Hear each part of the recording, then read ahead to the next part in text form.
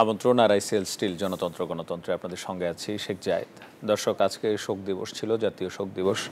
Milestone স্কুলের উপর যেই যুদ্ধবিমান, প্রশিক্ষণরত যুদ্ধবিমান যেটি বিধ্বস্ত হয়েছে, সেটির ঘটনায় এখন পর্যন্ত শিশু, বেশিরভাগই শিশু সহ 31 জন নিহত হয়েছেন। মৃতের সংখ্যা আরও বাড়বে। যারা হাসপাতালে ভর্তি আছেন তাদের অবস্থা, অনেকের অবস্থাই খুবই শোচনীয়। 150-150-রও বেশি মানুষ হাসপাতালে ভর্তি আছেন বিভিন্ন স্থানে। তো তাদের পরিবার এবং তাদের প্রতি সমবেদনা জানিয়ে আজকের আয়োজন শুরু করতে চাই।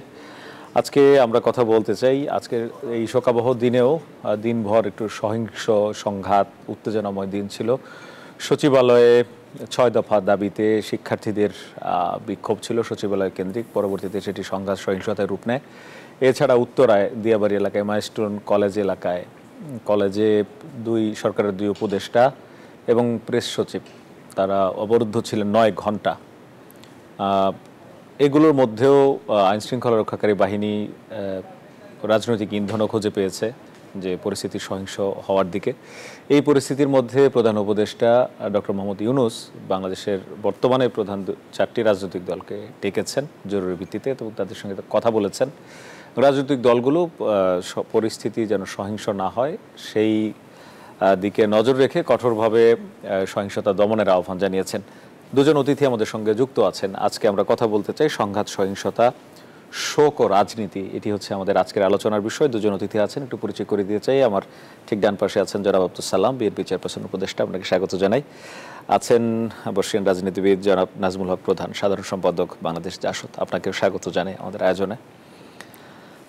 শুরুতেই শোকের কথা বলছিলাম। আসলে যার গেছে সে জানে কেমন, কার কতটুকু গেছে। একেবারে ছোট ছোট নিষ্পাপ শিশুগুলো, যারা স্কুলও ছুটি হয়ে যাচ্ছিল, এমন সময় তারা বের হচ্ছিল। এই সময়টিতে তাদের উপরে এই ধরনের বিপদ নেমে আসে এবং আমরা আসলে ভিডিওগুলো দেখা যাচ্ছিল না, যেভাবে ছোট ছোট বাচ্চাগুলো যাচ্ছিল, গা থেকে পোড়া কাপড় খসে খসে পড়ছে। একটু আপনার কাছে শুনতে চাই, আসলে এই ধরনের ঘটনা আপনারাও রাজনৈতিকভাবে কর্মসূচিও পালন করেছেন। আপনাকে ধন্যবাদ এবং আমার সহ আলোচক সাবেক ছাত্রনেতা, বর্তমান জাসদের সাধারণ সম্পাদক, তাকে ধন্যবাদ জানাই। যারা শুনছেন, দেখছেন, তাদেরকে ধন্যবাদ। প্রথমে আমি শ্রদ্ধার সাথে স্মরণ করি আজকে যে কোমলমতি শিশুদেরকে আমরা হারিয়েছি, যাদের একটা ভবিষ্যৎ সম্ভাবনা ছিল এই দেশের জন্য। তাদের প্রতি শ্রদ্ধা জানাই এবং আল্লাহ তাদেরকে বেহেশত নসিব করুক, সেটাই চাই। এটা কোনোভাবেই কাম্য না একটা দেশের জন্য যে এইভাবে, অর্থাৎ এটা তো কোনো অ্যাক্সিডেন্ট কীভাবে বলবো, কারণ আজকে যদি অপরিকল্পিত নগরায়ণ না হতো, কারণ ধরেন আজকের এই এয়ারপোর্ট যখন হয় সে পাকিস্তান আমলে, তখন আমরা বলতো সেই গ্রামে একটা নিয়ে গেছে, অর্থাৎ তার মধ্যে টঙ্গীতেই, টঙ্গী মানে গ্রাম। তো সেই সময় পাকিস্তান আমলে এটা করা শুরু। তো এরপরে যদি এটা তো প্ল্যান মাফিক একটা মাস্টার প্ল্যান অবশ্যই ছিল যে তার কতটুকু জায়গা, কোথায় ভবন হতে পারবে, কোথায় পারবে না, কিন্তু এইগুলো তো কোনোটাই মানা হয় নাই এবং কেউ গুরুত্বও দেয়নি, কোনো গুরুত্বই দেয় না, তা মানাই হয় নাই। কিন্তু এটা তো তাহলে এইটা তো অপরাধ। এটা তো স্বাভাবিকভাবেই যে আজকে যাদের এই সমস্ত কাজ বা দায়িত্বগুলো আছে, আজকে মনে করেন আমাদের রাজুক, এই সমস্ত প্ল্যানিং তো তারাই করে। কিন্তু আমরা দেখছি যে আজকের এই চতুর্দিকে যে বাড়ি ঘর, বিল্ডিং, অট্টালিকা আজকে গড়ে উঠেছে, তাহলে এইটুকুগুলো গড়ে ওঠার আগে তাহলে এয়ারপোর্ট সরানো উচিত ছিল, আর না হয় এগুলো গড়তে দেওয়া। আমি আপনাকে একটু থামাবো, আবার এই জায়গাতেই আসবো। আমি শুরুতেই বলেছিলাম যে প্রধান উপদেষ্টার কার্যালয়ে 4টি রাজনৈতিক দলকে ডাকা হয়েছে। সরকারের পক্ষ থেকে এই মুহূর্তে কথা বলছেন আইন উপদেষ্টা ডক্টর আসিফ নজরুল। তার বক্তব্যে চলে যাচ্ছে। প্রকাশ করবেন, একসাথে সিদ্ধান্ত নেবেন, এই ধরনের একটা খুব ভালো একটা ঐক্যের আবহ নিয়ে আমাদের মিটিংটা শেষ হয়েছে। ধন্যবাদ। কথা বলছিলেন, আমরা একেবারে তার শেষ সময়টিতে আসলে পেয়েছি থাকে, যেখানে বলছিলাম যে আপনি বলছিলেন যে না হয় ভবন করা আটকাতো, দুটো একটা না, এটাই কারণ। এটা হলো যে একটা রাষ্ট্র, একটা মহানগর, একটা রাজধানী, তাই না? তো এটা তো একটা ইভেন যদি আমরা সেই পাকিস্তান আমলের করা যদি প্ল্যানও যদি আমরা ফলো করতাম, সেটাকে না ভেঙে, তাইলেও কিন্তু আজকের এই অবস্থা হতো না। কাজে এটার জন্য আমাদের যারা দায়িত্বে থাকেন, যখন যে সময় দায়িত্বে থাকেন, অবশ্যই তাদের এই ব্যাপারটাতে চিন্তা ভাবনা করা উচিত। কারণ আজকে মহানগর, আজকে তো ঢাকা নগর একটা বসবাসের অযোগ্য হয়ে গেছে। আজকে সব দিক দিয়েই যে অবস্থা, কোনোভাবে এখানে বসবাস করার মতো অবস্থায় নাই। যেখানে 1 লক্ষ মানুষ বসবাস করতে পারে, সেখানে লক্ষ লক্ষ লোকের বসবাস এবং গড়ে উঠছে শুধু ইমারত চতুর্দিকে। আজকে এই জন্যই বলবো, পাশাপাশি আজকে এটা তদন্ত হওয়া দরকার যে যে জায়গায় স্কুলটা ছিল বা স্কুলটাকে এটা আসলে এই জায়গায় এইভাবে হওয়া উচিত ছিল কিনা, সেটা একটা। আরেকটা হলো যে বিমান যেটা ক্র্যাশ করলো, সেই বিমানের তো আমার তো মনে হয় যতটুকু শুনেছি, যেটা মেয়াদ অনেক আগেই শেষ, এত পুরনো বিমান এটা এখানে করা। আরেকটা হলো যে আমরা তো এই সমস্ত বিমানগুলো যখন ট্রেনিংয়ের ব্যাপার থাকে, তখন তো ঢাকার বাইরেও অনেক জায়গায় তাদের আছে, সেখান থেকে তারা করতে পারতো। এটা ঢাকা শহরেই এরকম একটা গিঞ্জি এলাকায় কেন এটা করতে হলো? এই সব কিছু মিলিয়ে যেন আজকে দেখেন যে যেটা লাস্ট যেটা শুনলাম যে ঐক্য, তো এখন কেন বসে ঐক্যের জন্য? আমরা তো বারবার বলে আসছিলাম যে সরকার প্রতিটা নিয়ত বিভিন্ন রাজনৈতিক দলের সাথে বসে তাদের বিভিন্ন বিষয়ে আলোচনা করা উচিত। কিন্তু যখন আমি ঠেকায় পড়ে গেলাম, তখনই তাদেরকে ডাকলাম, আবার সেটা উতরায় গেল, তারপরে আবার নিজেরা সেই আগের মতো। এই প্রসঙ্গে আলাদা করে আপনার কাছে আসবো, এই বিষয়টি নিয়ে কথা বলতে চাই। জনাব নাজমুল হক প্রধান, শোক প্রসঙ্গে আপনার কাছে আসতে চাই। এই যে ছোট ছোট শিশু এটা চলে গেল, এবং রাষ্ট্রের যে ভুল বা এই যে খোঁজ খবর রাখা বা তদারকি করা অথবা ফলো করা, যেই নিশ্চয়ই একটা পরিকল্পনা নিয়ে বিমানবন্দরটি হয়েছে, সেটি গ্রাম হিসেব করে হয়েছিল, কিন্তু তারপরে যে জনবসতি গাজীপুর পার হয়ে আরো দূরে চলে গেছে, শহর বাড়তে বাড়তে। না, একটা বিষয় আপনাকে বলি, সেটা হচ্ছে যে পৃথিবীতে যেমন হিথ্রো এয়ারপোর্ট দিয়ে বলো, অনেকগুলি টার্মিনাল আছে, তো সেখানটায় প্লেন বা এরকম যেগুলি গুরুত্বপূর্ণ শহরে বিমানবন্দর আছে, প্লেন কোন সময় উঠবে না উঠবে তার টাইমিং করা আছে, রাত্রে কতটা পর্যন্ত উঠবে টাইমিং করা আছে, যাতে জনগণ সাফারের মধ্যে না পড়ে, বিব্রত না হয়। আজকে আমাদের সেটা না, আমি যেটা চিন্তা করছি সেটা হচ্ছে যে খারাপ লাগছে এই জায়গাটাই, যে যদিও সবাই বলে যে অ্যাক্সিডেন্ট আনসিন, এটা দেখা যায় না, দুর্ঘটনা হয়ে যেতে পারে যে কোনো সময়, কিন্তু আমার মনে হয় বাংলাদেশে আমরা সবসময় দুর্ঘটনা দেখি। আমাদের নৌপথে দুর্ঘটনা হবে, রেলপথে হবে, সড়ক পথে হবে, বিমানে হবে। আমাদের এই যে প্লেন চালক বা ট্রেনিং প্লেন, এই ট্রেনিং প্লেন, এটা যদিও এটা ফ্লাইং ক্লাবের প্লেন না, এটা আমাদের বিমান বাহিনীর, তো এটা তো 33-34টা, তো প্রতি বছর এভারেজ একটা করে আমাদের দুর্ঘটনা হচ্ছে, প্লেনে একটা করে হচ্ছে। আজকে এই যে বাচ্চা শিশুরা এইভাবে যে কি বলবো, একটা মর্মান্তিক মৃত্যু হয়, এটা তো ভাষায় বর্ণনা করা যায় না। এটা তো ওই যে শিক্ষিকা মারা গেলেন, তাই না, তার হাজব্যান্ডের কথাটা শুনে যে তোমার দুটো সন্তান, তুমি বল না, এরাও তোমার সন্তান। আজকে মা যা হয় সেটাই করেছে সে জায়গায়, এতগুলি মৃত্যু। এই নালিশ আমরা কাকে দেব, কাকে বলবো? নিজেদের নিতে হয়। আজকে আমাদের এই যে শোনা যাচ্ছে এখন, তাই না, এগুলি কবেকার, এগুলির আসলে ফিটনেস ছিল কিনা? ফিটনেস যদি আমাদের রাস্তার গাড়ির যেমন থাকে না, আমাদের বিমান বাহিনীর বা আমাদের ফ্লাইং ক্লাবের প্লেনের এগুলির ফিটনেস থাকে না, এগুলি ধসে পড়ে যায়, ধ্বংস হয়, প্রতি বছর হচ্ছে। তো এই বিষয়গুলি দেখবে কে? নিশ্চয়ই সরকার। যে বিষয়টা সবচেয়ে বেশি পীড়া দিচ্ছে এখানটায়, যে এই সামগ্রিক এই দুর্ঘটনার মধ্যেও একটা মব তৈরি হচ্ছে সব জায়গায়, এই সমস্ত জায়গায় মব তৈরি হচ্ছে। বাংলাদেশে বর্তমান সরকার, এই অন্তর্বর্তীকালীন সরকার যারা আসলেন, এই দেশের বিরাট একটা আন্দোলন বিজয়ের পরে আমরা জানি এইরকম আন্দোলন বাংলাদেশে ইতিপূর্বে হয় না। কারণ এখানটায় আপনার পুলিশ প্রশাসন থেকে শুরু করে আপনার জনপ্রশাসন, আমলা, আপনার রাজনীতিবিদ, ব্যবসায়ী, সবাই আপনার কেউ পালিয়েছে, কেউ গ্রেপ্তার হয়েছে, তাই না, এই ঘটনা ঘটে গেছে। সবারই বিবেক তো জাগ্রত হওয়া উচিত এখানটায়, যে আসলে আমরা চলবো কেমনে। আমি কথাটা তুলছি এই কারণে যে আপনি দেখেন আজকে যে মব কালচারটা তৈরি হলো, মবের, এটা সরকার আসীন হওয়ার পরে, আমি তো বলি সরকার শুরু থেকে সরকার মবকে উস্কাই দিয়েছে। এই সরকার বঙ্গবন্ধু থেকে মব শুরু হয়েছে, এবং সেই মব 32 ভাঙ্গা এবং সেই মব এখন চলছে সমস্ত জায়গায়। কিন্তু এখন কথা হচ্ছে যে এই ধরনের এত বড় একটা ঘটনার পরে, এত প্রাণহানির পরে আপনার এই যে নিহতদের নাম তালিকা করা, নির্ভুল তালিকা প্রকাশ করা, আর তারপরে আইন শৃঙ্খলা বাহিনীর কেউ কেউ এই ঘটনার সময় অনেকের সঙ্গে দুর্ব্যবহার করেছে, সেটার জন্য তাদের যে 6 দফা দাবি শিক্ষার্থীদের যে যেন তাদের কাছে দুঃখ প্রকাশ করে, তারপরে এই ধরনের ঘটনা ঘটলে সরকার থেকে একটা ক্ষতিপূরণও দেওয়া হয়। এছাড়া তারা বলেছেন যে বিমান বাহিনীর ঝুঁকিপূর্ণ পুরনো উড়োজাহাজ বাতিল করে আধুনিক উড়োযান চালু করা, আর প্রশিক্ষণ পদ্ধতি ও প্রশিক্ষণ কেন্দ্র প্রয়োজনে পরিবর্তন করা। এই যে আমার কথা হচ্ছে প্রথম যে দাবিগুলো, যে তালিকা করা, তারপরে এই নাম, সঠিক নাম প্রকাশ করা, এটা তো স্বাভাবিক কাজ। নিহত হলে তাদেরকে ক্ষতিপূরণ দেয়া, এই দাবিগুলো নিয়ে এটা তো সরকারই শুরু থেকে বলতে পারতো যে আমরা এটা এইভাবে করছি। দাবিগুলো নিয়ে সচিবালয় পর্যন্ত যাওয়া, তারপরে সংঘাতে জড়িয়ে পড়া, সেখানে আবার সংঘাত উস্কে দেওয়ার কারণ হিসাবে অন্য রাজনৈতিক দল বা পলাতক রাজনৈতিক দলের কাউকে খুঁজে পাওয়া, এই বিষয়গুলো পর্যন্ত গড়াতে দেওয়া উচিত ছিল।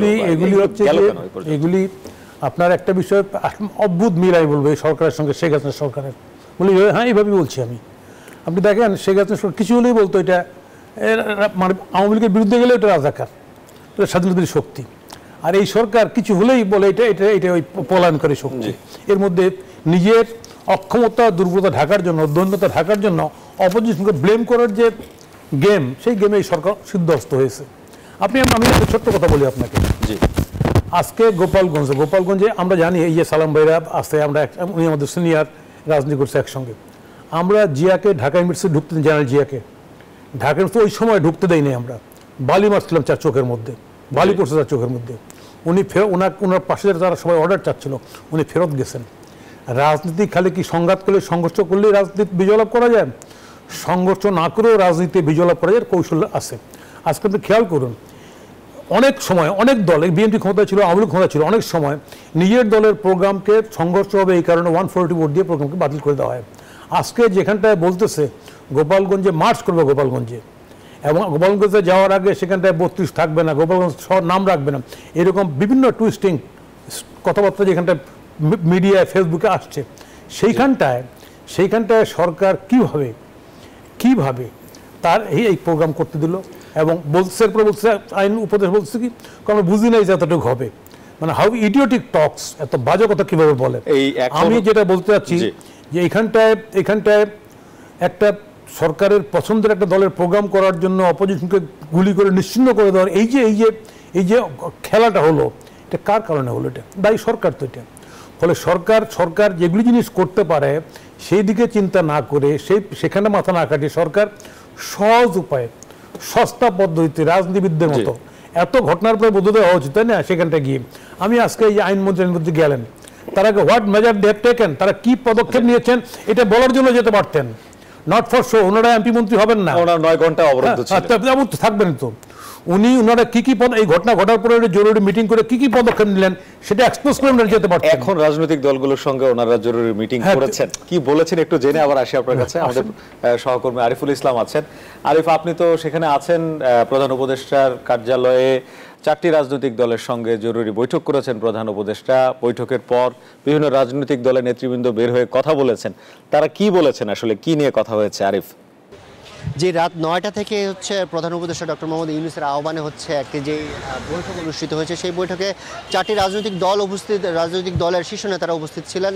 বিএনপি, জামাত, তারপর এনসিপি আর ইসলামী আন্দোলন বাংলাদেশ, এই 4টি রাজনৈতিক দলের নেতারা ছিলেন। আর তারা বৈঠক শেষে কিছুক্ষণ আগে গণমাধ্যমে কথা বলেছেন। যেমন শুরুতেই যে ইসলামী আন্দোলন বাংলাদেশের কেন্দ্রীয় নেতা কথা বলেছেন, তিনি বলছেন যে এই উত্তরাতে যে বিমান বিধ্বস্তের যে ঘটনাটি ঘটেছে, সেই ঘটনাকে কেন্দ্র করে আজ সারাদিন যে যেই উত্তরা এবং সচিবালয়ের সামনে যেই ধাওয়া পাল্টা এবং যে সংঘর্ষের ঘটনা ঘটেছে, সেই ঘটনাকে কেন্দ্র করে কিন্তু নিষিদ্ধ ছাত্রলীগের কিছু নেতাকর্মীর কিন্তু এখানে সন্ধান পাওয়া গিয়েছে। সেই ধরনের যে পরিস্থিতি, যে উদ্ভট যে পরিস্থিতি তৈরি হয়েছে, যেখানে শোক হওয়ার কথা সেখানে কিন্তু একটা উদ্ভট পরিস্থিতি তৈরি হয়েছে। এই ধরনের পরিস্থিতি যাতে কোনোভাবেই কাজে লাগানো না হয়, এই ক্ষেত্রে রাজনৈতিক দলগুলোর যে ঐক্যবদ্ধ যে রাজনৈতিক আলোচনা বা ঐক্যবদ্ধ থাকার যে বিষয়টি, সেই বিষয়টি কিন্তু মূলত ইসলামী আন্দোলন বাংলাদেশের নেতাকর্মীরা প্রধান উপদেষ্টাকে আশ্বস্ত করেছেন। সেই সাথে জামায়াত ইসলামের পক্ষ থেকে বলা হয়েছে যে জামায়াত ইসলামী যে আমাদের সংবাদ সম্মেলনে জানিয়েছেন যে জুলাই যেই বিমান বিধ্বস্তে যে আহত বা যে দগ্ধ যারা হয়েছেন বা এখন আহত অবস্থায় যারা হাসপাতালে চিকিৎসা নিচ্ছেন তাদেরকে বিদেশে পাঠানোর তারা আহ্বান জানিয়েছেন। সেই সাথে যারা ক্ষতিগ্রস্ত হয়েছেন সেই পরিবারদেরকে পুনর্বাসন এবং তাদের আর্থিকভাবে তাদের পাশে দাঁড়ানোর একটা আহ্বান জানিয়েছেন। সেই সাথে তাদেরকে বলা হয়েছে যে প্রধান উপদেষ্টাকে আশ্বস্ত করা হয়েছে যে ফ্যাসিবাদ বিরোধী শক্তির প্রশ্নে কিন্তু তারা ঐক্যবদ্ধ রয়েছেন, এই বিষয়টি কিন্তু নিশ্চিত করা হয়েছে। সেই সাথে আইন উপদেষ্টা আসিফ নজরুল সংবাদ সম্মেলন করেছেন, তিনিও জানিয়েছেন যে চারটি রাজনৈতিক দলের শীর্ষ নেতারা এসেছেন তারা প্রধান উপদেষ্টাকে আশ্বস্ত করেছেন যে যেই পরিস্থিতি হোক না কেন, দেশের যে অরাজকতা বা যে ধরনের বিশৃঙ্খলায় হোক না কেন, তারা ফ্যাসিবাদ বিরোধী শক্তিতে তারা একমত থাকবেন, ফ্যাসিবাদ বিরোধী তারা ঐক্যবদ্ধ থাকবেন।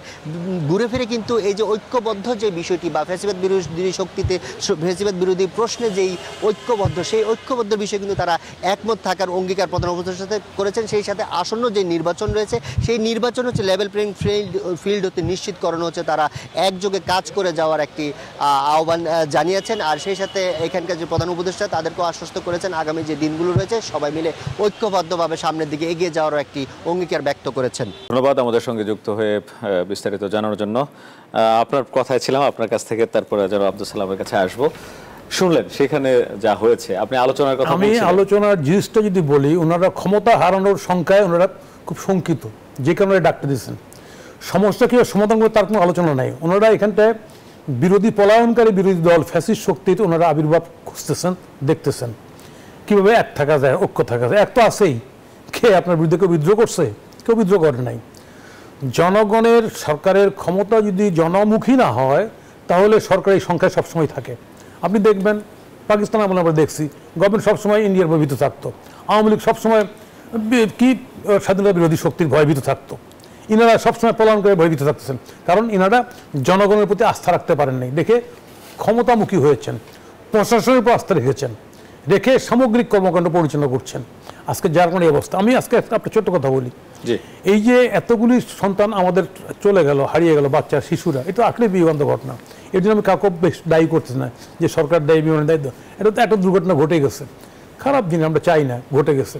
তাহলে সেইটা হওয়ার পরে কি ক্ষোভ জমা হতে পারে মানুষের মনে, সেটা করার জন্য বৈঠক লাগে নাকি?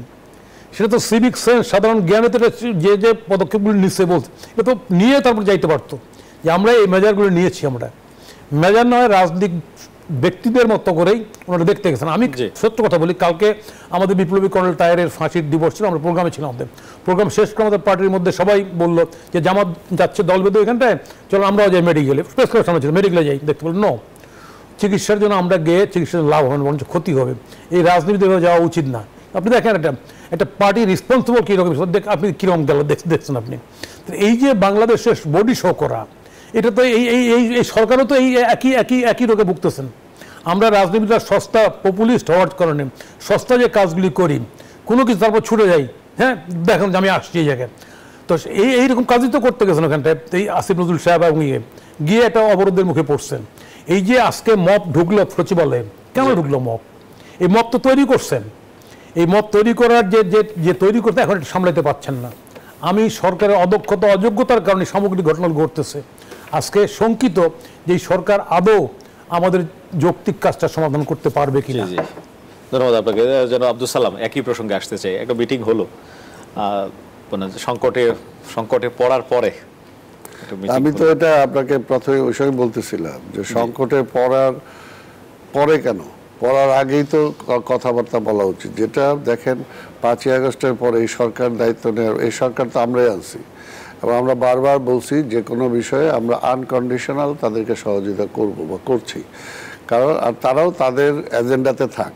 কিন্তু আমরা দেখলাম যে বারবার বলার পরও এই পর্যন্ত কিন্তু সরকার স্টিল না, এখন পর্যন্ত তাদের কোনো রোড ম্যাপ তারা দেয়নি। আমরা এত চাইলাম, আপনি কি করতে চান, কতদিন সময় চান, কি এজেন্ডা আছে আপনার, জানান আমাদেরকে, আলোচনা করেন, কিন্তু সেই দিকে নাই। আর আমরা বারবার যে কথাটা বলে আসছি যে হ্যাঁ পরাজিত ফ্যাসিবাদ তো ষড়যন্ত্র করবেই এবং তাদের কাছে কোটি কোটি টাকা আছে, তারা এখনো বিভিন্ন জায়গায় বসে আছে। এবং আজকে যে মানে কর্মসূচি বা মিছিল বা তাদের সংঘর্ষ, সেখানে ছাত্র ছাড়াও অন্যদেরকেও আমরা না, এটা তো আমরা এই কথাগুলো আমরা যখন বলে আসতেছিলাম তখন আমাদেরকে দোষারোপ করা হয়েছে কেন?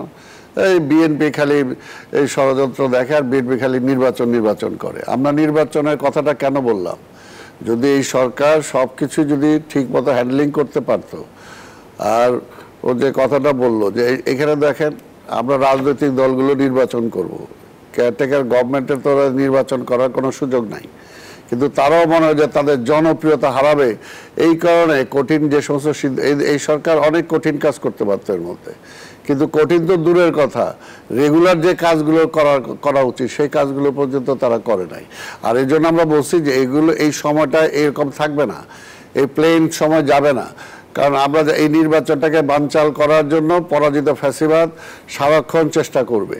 এখন তার সাথে যুক্ত হয়েছে অনেকে যে কি আগেও শেখ হাসিনা যখন ছিল তখনও কি এই নির্বাচন দিলে বিএনপি ক্ষমতায় চলে আসবে, নির্বাচন দেওয়া যাবে না, এখনো একই প্রক্রিয়া যে সবাই বলতেছে নির্বাচন দিলে বিএনপি ক্ষমতায় আসবে, তাহলে কিভাবে ঠেকানো যায়? এতদিন কোথায় পিআর এগুলো ছিলই না, 5ই আগস্টের পরেও ছিল না, হঠাৎ করে এখন আবার নতুন করে জায়গা গেল এটা। এমন যেটার মধ্যে দিয়ে বারবার আমরা বলছি যে এগুলো পরাজিত ফ্যাসিবাদের পক্ষেই যাবে, কিন্তু এগুলো তারা এই কথাগুলো না শুই না, বরঞ্চ তাদের যে কাজগুলো করা উচিত সেগুলো বড়, এই যে তারা যে এটা করলো, ঘটনা ঘটলো, সাথে সাথে ওই সময় কেন ডিক্লেয়ার দিল না যে পরীক্ষা বন্ধ হবে, পরের দিনের পরীক্ষা হবে না, পরের দিন স্কুল বন্ধ থাকবে? অর্থাৎ এইগুলো তো একটা ব্যাপারে সিরিয়াস হইতে হবে এবং সিনসিয়ার হইতে হবে, কিন্তু তারা তোমার যে বাতাসে গা হেলায় দিয়ে তারা টাইম পাস করছে, যত বেশি সময় থাকতে পারলো মনে হয় ততই তাদের জন্য একটা লাভ। এখানে তো অন্য কোনো বিষয় তাদের তো কোনো সিরিয়াসনেস আমরা দেখি না, যে বাস্তবতাটাকে ফেস করে সেটাকে সামনের দিকে যাওয়া। একটা বিরতির সময় হয়েছে, বিরতির পর আবার আমরা আলোচনায় ফিরবো। দর্শক, কথা বলছিলাম আজকে একটা শোকের দিন গেছে এবং সারাদিনই একটা সংঘাত সহিংসতাময় সময় গেছে রাজধানীর উপর দিয়ে। একটা বিরতির সময় হয়েছে, ফিরছে একটু পর, সাথে থাকুন।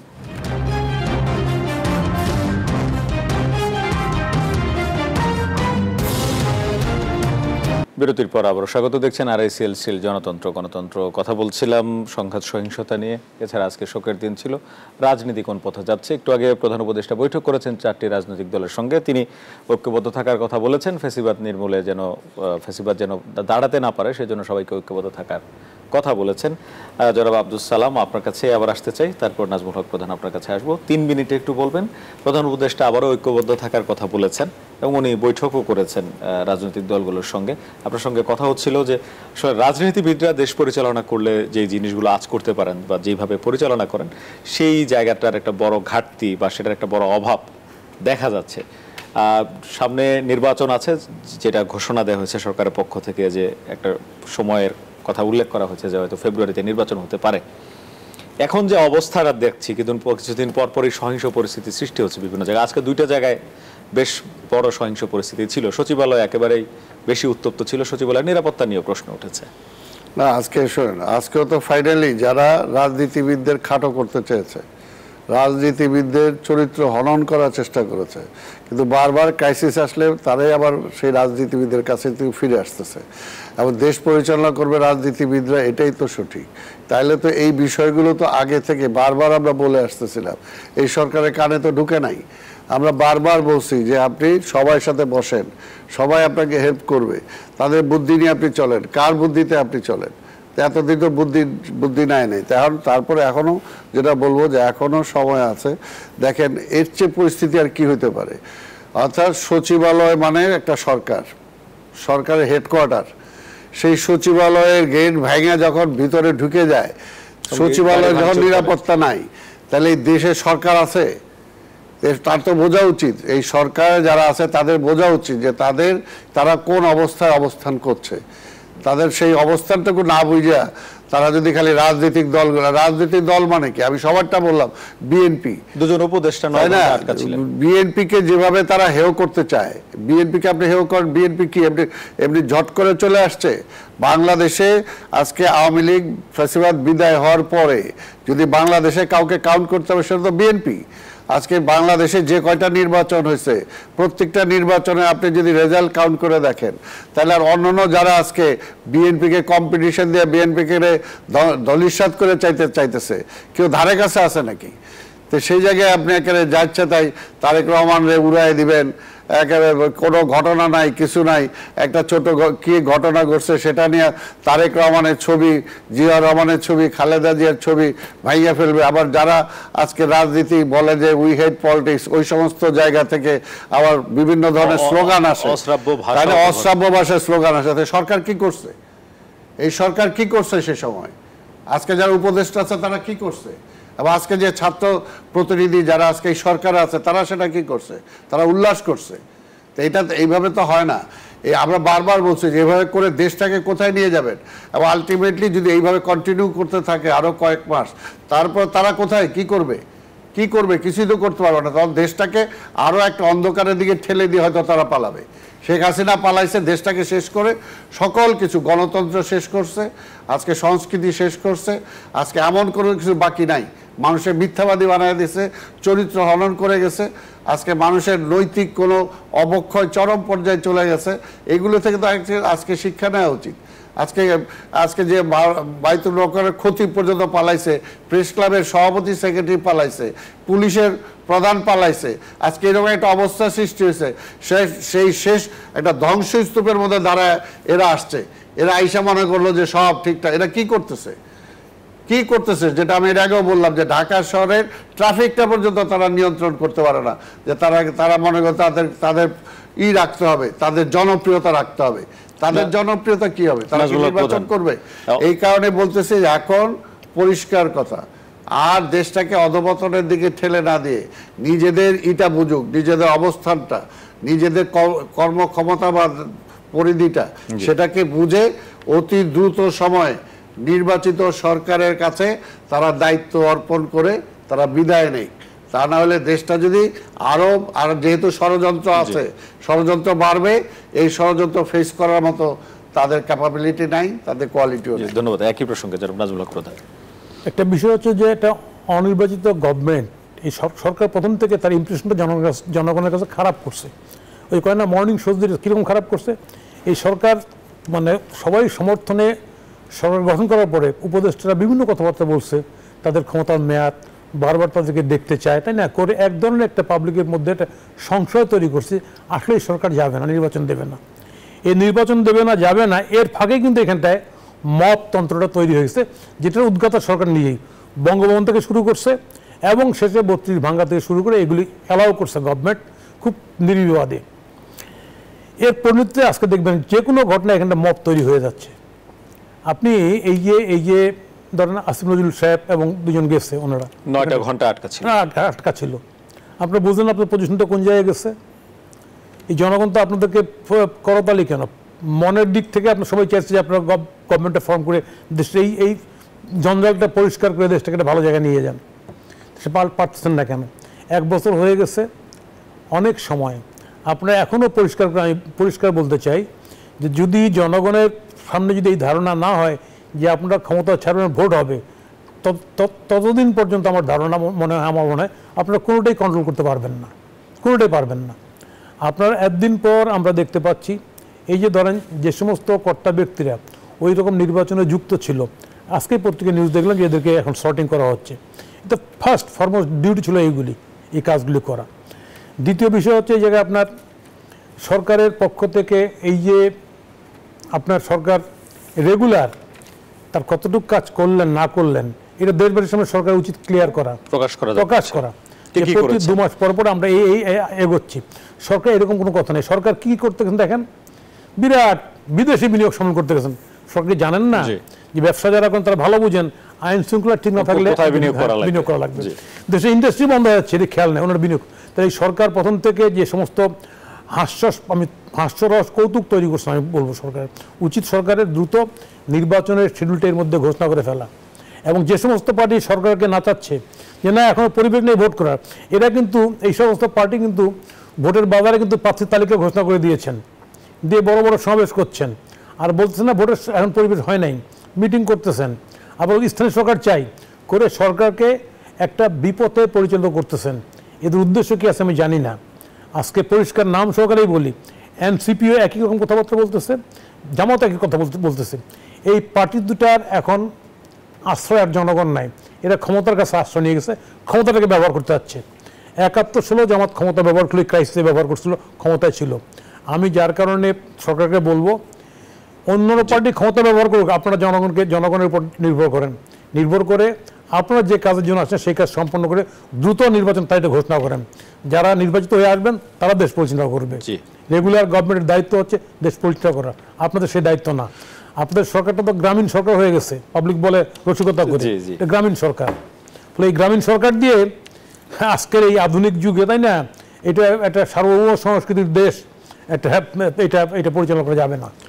ধন্যবাদ আপনাদের দুজনকে। আবারও একটা বিরতির সময় হয়েছে। দর্শক, কথা বলছিলাম চলমান পরিস্থিতি নিয়ে, একটা বিরতি নিচ্ছি, ফিরছি একটু পর, সাথেই থাকবেন।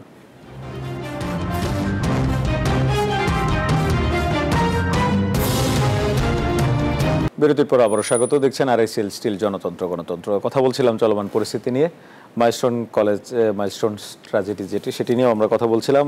জনাব আব্দুল সালাম, আজকে সারাদিন যে মানে উত্তপ্ত পরিস্থিতি ছিল সেটি 6টি দাবি নিয়ে মূলত ছিল। এর মধ্যে প্রধান দাবি ছিল যে আহত নিহতদের এটা সুস্পষ্ট তালিকা প্রকাশ করা এবং সরকার কি কি পদক্ষেপ নিচ্ছে। এছাড়া এই সাধারণত সরকারিভাবে ক্ষতিগ্রস্তদেরকে একটা সহায়তা বা ক্ষতিপূরণ দেয়া হয়, সেটার দাবি এগুলো সরকার স্পষ্ট করেনি না, কেন এই ধরনের পরিস্থিতির দিকে যাচ্ছে আসলে? এটা তো বুঝলাম না, তারা যে কয়টা দাবি দিছে এই দাবিগুলো তো অন্যায্য না, তো এইগুলো তো না মানার কোনো কারণই নাই। তাই ওই যে এই সরকারের অবস্থাটা হলো সবই মানে ঘাটায় শেষ পর্যায়ে নেওয়ার পরে।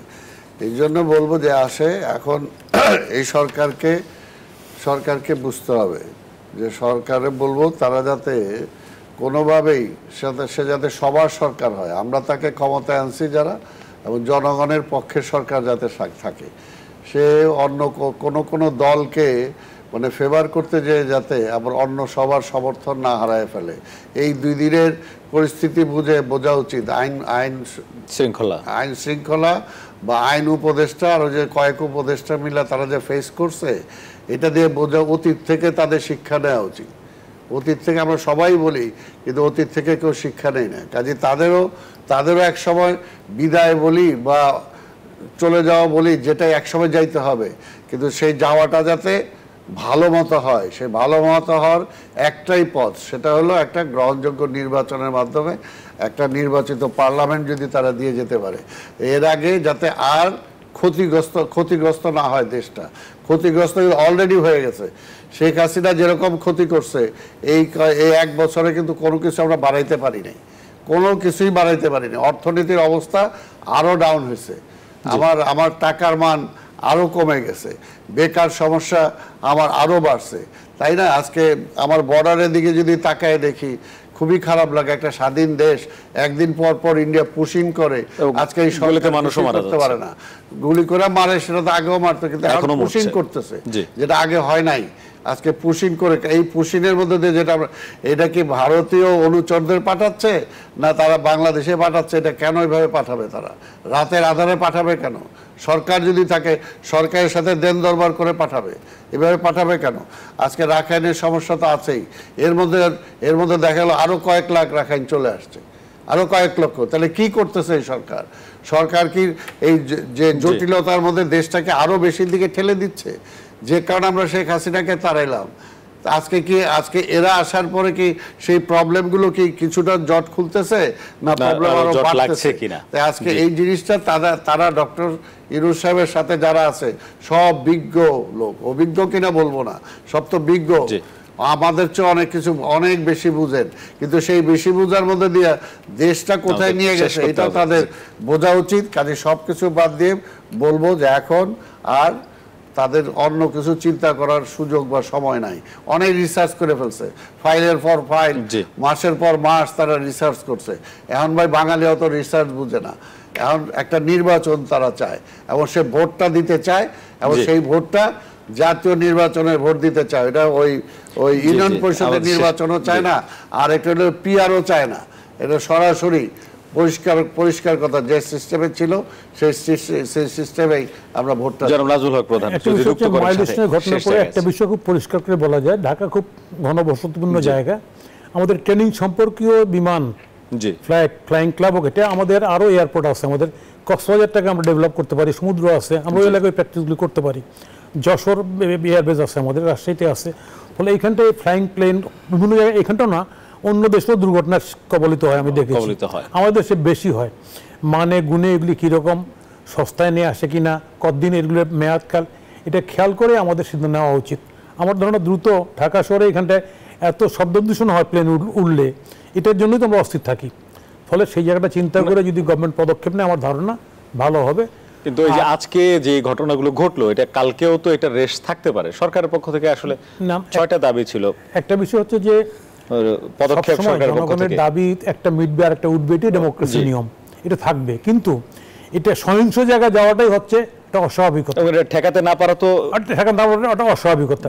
তাহলে সরকার এখানটা যদি দৃষ্টিপুরে পরিষ্কার থাকে, তাই না, তাহলে কিন্তু এগুলি ঠেকানো কোনো বিষয় না, বিষয় দায়িত্বই তো সরকার এগুলি ঠেকানোর, কিন্তু সরকার এই ক্ষেত্রে উদাসীন। আমাদের এই সরকার অন্য কোনো জায়গায় ব্যস্ত, অন্য কোনো জায়গায় ব্যস্ত। দেখেন আপনি সরকারের ডিপ্লোমেসি, কূটনীতি, আমরা জানি আমাদের একটা নর্মাল পলিসি ছিল friendship to all malice to none. হ্যাঁ, আমরা আমাদের প্রতিবেশীর সঙ্গে অনেক খারাপ সম্পর্ক আমাদের হয়েছে, আছে। ইন্ডিয়ার একচেটিয়া হবে বিগত ফ্যাসিস্ট সরকারকে সমর্থন করা, এগুলি ক্ষতি করছে, that's right, G that's right. কিন্তু এর মানে এই না যে আমরা প্রতিবেশীর সম্পর্ক রাখবো না। আজকে 1 বছর পর আমরা দেখতে পাচ্ছি আম পাঠাচ্ছে। কী জন্য আম পাঠাইতে হচ্ছে এখন, কেন?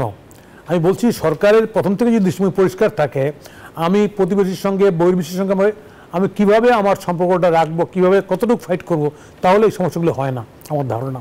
আজকে সরকার সামগ্রিক ক্ষেত্রে, অভ্যন্তরীণ ক্ষেত্রে, আন্তর্জাতিক ক্ষেত্র সম্পর্কের আজকে তো কোশ্চেন উঠছে, তো আমাদের আমেরিকা যুক্তরাষ্ট্রের সঙ্গে আমাদের এই যে ট্রেড, এত খাতির, এত আমেরিকার কথা শুনেন, তাই না, এত বিষয় আপনার এত শুল্ক বসলো কেন?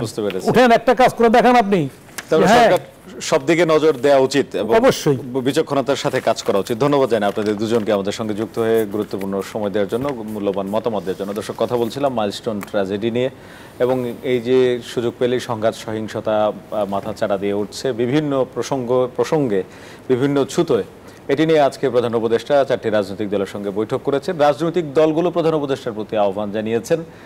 আমাদের দুজন রাজনীতিবিদ যেভাবে বললেন আজকের অনুষ্ঠানে, রাজনৈতিক দলগুলো একইভাবে আহ্বান জানিয়েছে যেন শক্ত হাতে এই ধরনের সহিংসতা মোকাবেলা করা হয়, এবং এই ধরনের ঘটনা আগে থেকেই যেন টের পায় সরকার, এবং দ্রুত একটি লেভেল প্লেইং ফিল্ড করে একটি নির্বাচনের দাবি তারা জানিয়েছেন। আমাদেরও প্রত্যাশা থাকবে সুন্দর একটি নির্বাচনের মাধ্যমে সঠিক পথে হাঁটবে বাংলাদেশ। আজকের আয়োজন এখানে শেষ করছি। ভালো থাকবেন, সুস্থ থাকবেন।